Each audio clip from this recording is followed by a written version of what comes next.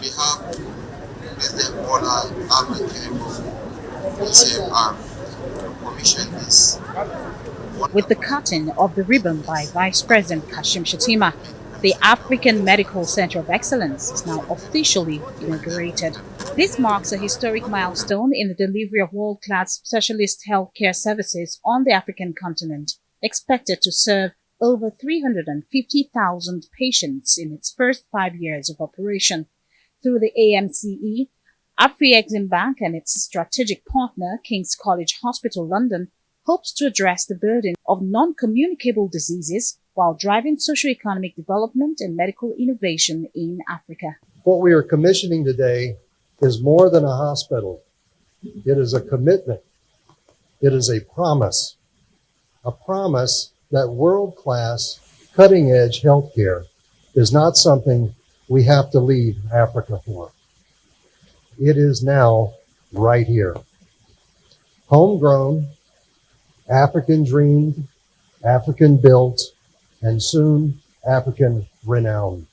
Combined with King's expert advisory support across hemato-oncology, cardiology, pathology and radiology, we are confident that this partnership will greatly strengthen the delivery of high-quality, evidence-based care for non-communicable diseases. Every year, Africans spend about $10 billion traveling abroad for medical attention. The Vice President says with this bold initiative, medical tourism will soon be a thing of the past. I'm also proud that Nigeria hosts the largest stem cell laboratory now in West Africa, located within this center. With your planned medical and nursing school on this campus, and with partners ranging from King's College London to the University of Wisconsin, you are laying the foundation for a new generation of African medical specialists. This hospital will improve Nigeria's foreign exchange earnings. We have the governor of central bank here, and I'm sure that the figure of overseas spending on overseas treatment by Nigerians annually is in the billions. So that is a huge saving for the country. Now, what does this mean for Nigeria and Africa? Intra-African trade in health and medical services, more jobs created. It will conserve Africa's foreign exchange and attract investments to boost the continent's health sector. We have begun to create one of the best centers in Africa, and hopefully this dream will lead to further innovation with interest from pharmaceutical, biotechnology companies, and this will become a training hub for all other hospitals. President and Chairman of the Board of Directors of African Export-Import Bank says the facility plans to lead extensive research into sickle cell disease with the aim of finding an affordable cure within 5 to 7 years. We have historically sat back and waited for others to do research for things that concern us.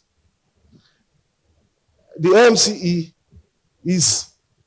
has been set up to try to reverse that.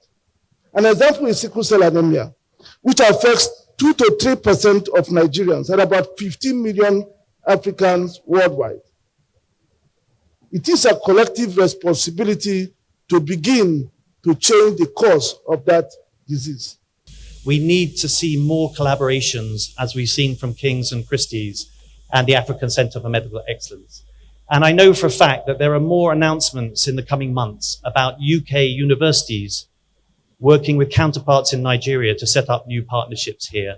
The African Life Sciences Foundation and Endowment Fund was also unveiled with a financing term of $75 million signed between Afreximbank and the Bank of Industry, Nigeria, to support research, development of drugs, and interventions of interest to Africans. The fund is to be disbursed in the next 3 years to the foundation under the Presidential Initiative for Unlocking the Healthcare Value Chain. The African Medical Center of Excellence here in Abuja is an African intervention towards improving Africa's healthcare landscape with its state-of-the-art medical infrastructure and technology. Now, with this commissioning of the facility here in Abuja, stakeholders say this initiative will position Nigeria as a leading hub for specialized healthcare on the continent. Georgina Ndukwezainka, Arise News.